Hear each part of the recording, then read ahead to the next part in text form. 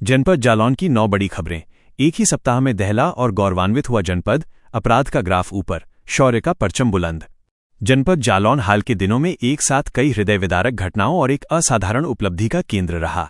कानून व्यवस्था पर गंभीर प्रश्न चिन्ह लगाते हुए दुष्कर्म के आरोपी की गिरफ्तारी न होने पर एक आहत पति ने अपनी जीवन लीला समाप्त कर ली, जिससे पुलिस की कार्यशैली की व्यापक आलोचना हो रही है। इसी क्रम में एक तेज रफ्तार पुलिस लिखी कार ने झांसी कानपुर हाईवे पर ससुर दामाद को रौंदकर 100 मीटर तक घसीटा, जिससे दोनों की मौत हो गई। जालौन में एक युवक का शव नग्न अवस्था में फंदे पर लटका मिला, जिसकी पत्नी ने युवती समेत 4 लोगों पर हत्या का संगीन आरोप लगाया है। उरई में एक फौजी की पत्नी को ससुरालियों ने मारपीट कर अधमरा कर दिया, जबकि छेड़खानी का विरोध करने वाले किशोरी के पिता की बेरहमी से पिटाई की गई। इसके अतिरिक्त रात में पंक्चर दुकानदार पर तलवार से हमला हुआ। होमगार्ड और उसके साथियों ने एक युवक की गाड़ी तोड़कर मारपीट की और महिला का मंगलसूत्र छीनने का प्रयास भी हुआ। इन निराशाजनक और चिंताजनक परिस्थितियों के बीच उरई के सपूत विंग कमांडर आदर्श गुप्ता को ऑपरेशन सिंदूर में अदम्य साहस दिखाने के लिए गैलेंट्री अवार्ड से सम्मानित किया गया, जिसने पूरे बुंदेलखंड को गर्व से भर दिया। ये 9 खबरें जनपद की सुरक्षा, न्याय और सामाजिक ताने बाने की जटिल तस्वीर पेश करती हैं, जहां अपराध और शौर्य एक साथ घटित हो रहे हैं। अब समाचार विस्तार से। जनपद जालौन के जालौन कोतवाली क्षेत्र में पुलिस की लचर कार्यप्रणाली ने एक व्यक्ति को आत्महत्या करने पर मजबूर कर दिया। 38 वर्षीय मृतक के आत्मघाती कदम के पीछे का कारण उसकी पत्नी से दुष्कर्म के आरोपी भीम उर्फ सागर की गिरफ्तारी में हुई देरी है। पीड़ित महिला ने रुंधे गले से बताया कि आरोपी ने उनका नहाते हुए वीडियो बनाया था और इसी वीडियो को वायरल करने की धमकी देकर 19 जुलाई को उनके साथ दुष्कर्म किया।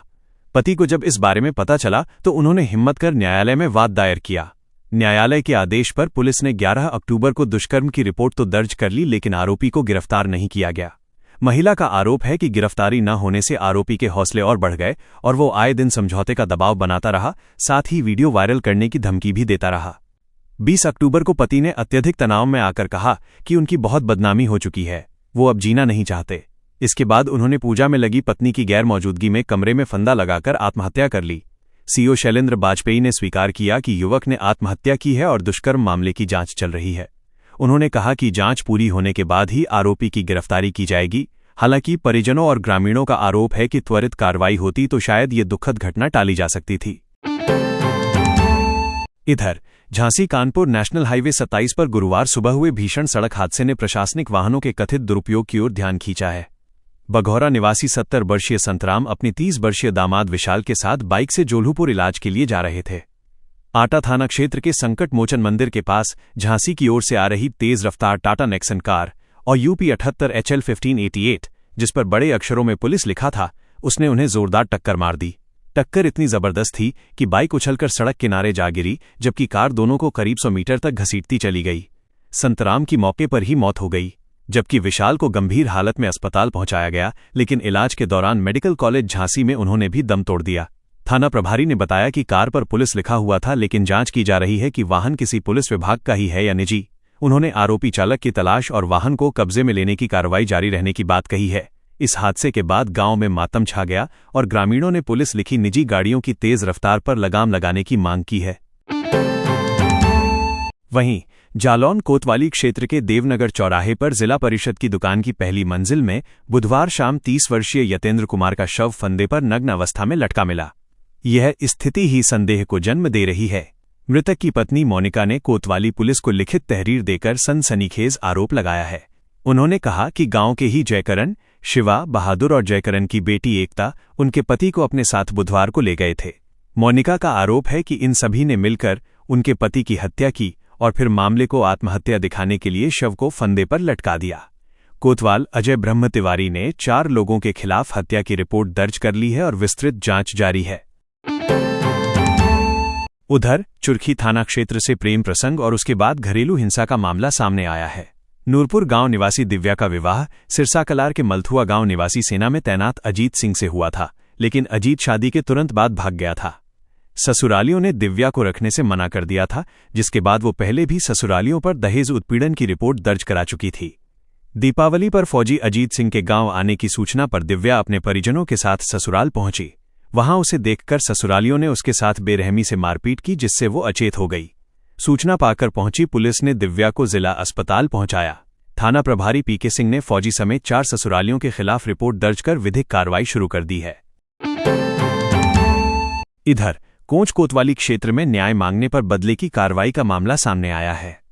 कुछ दिन पहले एक मोहल्ला निवासी किशोरी के साथ चदुर्रा निवासी लकी ने छेड़खानी की थी। जब किशोरी ने अपने पिता को बताया तो उन्होंने लकी से विरोध जताया। इस विरोध से नाराज लकी ने बुधवार दोपहर अपने अज्ञात साथियों के साथ मिलकर किशोरी के पिता की बेरहमी से पिटाई कर दी, जिससे उन्हें अस्पताल में भर्ती कराना पड़ा। पीड़ित ने पुलिस को बताया कि आरोपी स्कूल से आते जाते समय उसकी बेटी को परेशान करता है। पुलिस ने लकी व उसके अज्ञात साथियों के खिलाफ रिपोर्ट दर्ज कर ली है और फरार आरोपियों की तलाश जारी है। वहीं कालपी कोतवाली क्षेत्र के राजघाट मोहल्ले में बाइकों पर सवार 4-5 युवकों ने घर में घुसकर महिला अंजू शुक्ला के साथ अभद्रता की और उसके गले से झपट्टा मारकर मंगलसूत्र छीनने की कोशिश की। ये वारदात तब हुई जब महिला के पति ने रात में घूम रहे युवकों से पूछताछ की थी, जिससे नाराज होकर वे धमकी देने लगे और बाद में हमला किया। मोहल्ले वालों को आता देख बदमाश भाग गए। वहीं जालौन कोतवाली क्षेत्र के मोहल्ला खटीकान निवासी पंक्चर दुकानदार तौहीद अंसारी पर रात करीब 1:30 बजे कार में सवार 3 लोगों ने तलवार से हमला कर दिया। विवाद सिर्फ इतना था कि कार सवार बिना पूछे उनकी दुकान से पाइप निकालकर कार में हवा डाल रहे थे, जिस पर तौहीद ने आपत्ति की थी। घायल तौहीद की तहरीर पर पुलिस ने जांच शुरू कर दी है। इधर आटा थाना क्षेत्र के अकबरपुर इटौरा गांव में होमगार्ड सुमित यादव ने रवि कुमार नामक युवक को अपनी दादी के उधार के तगादे को लेकर रोका और मारपीट की। जब रवि कुमार थाने में शिकायत दर्ज कराकर कार से लौट रहा था तो होमगार्ड ने अपने 6 अज्ञात साथियों के साथ उसकी गाड़ी रोकी, पत्थर मारकर शीशा तोड़ा और उसकी पिटाई की। पुलिस ने होमगार्ड समेत 7 लोगों के खिलाफ रिपोर्ट दर्ज कर ली है। इधर उरई शहर के मोहल्ला गोपालगंज निवासी भारतीय वायुसेना के विंग कमांडर आदर्श गुप्ता को उनकी असाधारण वीरता और नेतृत्व क्षमता के लिए गैलेंट्री अवार्ड से नवाजा गया है। उन्हें ये सम्मान 8 अक्टूबर को गाजियाबाद के हिंडन एयरपोर्ट पर वायुसेना प्रमुख air chief marshal Amarpreet Singh ने प्रदान किया। विंग कमांडर आदर्श गुप्ता ने 5 से 10 मई 2025 के मध्य पाकिस्तान के विरुद्ध चले सैन्य अभियान ऑपरेशन सिंदूर में अपनी असाधारण नेतृत्व क्षमता का परिचय दिया था और पाकिस्तान के दांत खट्टे किए थे। उनकी वीरतापूर्ण कार्यों के लिए ही 14 अगस्त को उनके नाम की घोषणा गैलेंट्री अवार्ड के लिए की गई थी।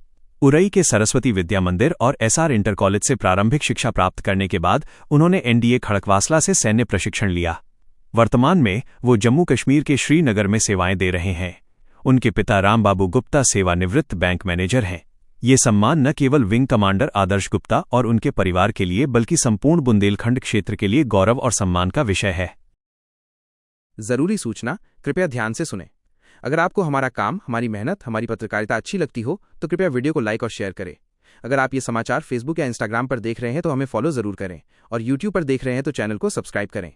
आप हमारे व्हाट्सएप चैनल से भी जुड़ सकते हैं। आप हमारे व्हाट्सएप नंबर 9795212008 पर हाई या हेलो लिखकर मैसेज करें। मैसेज करते ही आपको चैनल लिंक मिल जाएगी, उसे क्लिक करके चैनल को फॉलो करें। आपको बता दें, व्हाट्सएप चैनल पर किसी को भी किसी का नंबर नहीं दिखता है, चैनल ऑनर को भी नहीं। तो सबसे फास्ट और लेटेस्ट अपडेट पाने के लिए तुरंत हमारे व्हाट्सएप चैनल को ज्वाइन करें। पूरा समाचार देखने के लिए आपका बहुत बहुत धन्यवाद। आभार। नमस्कार।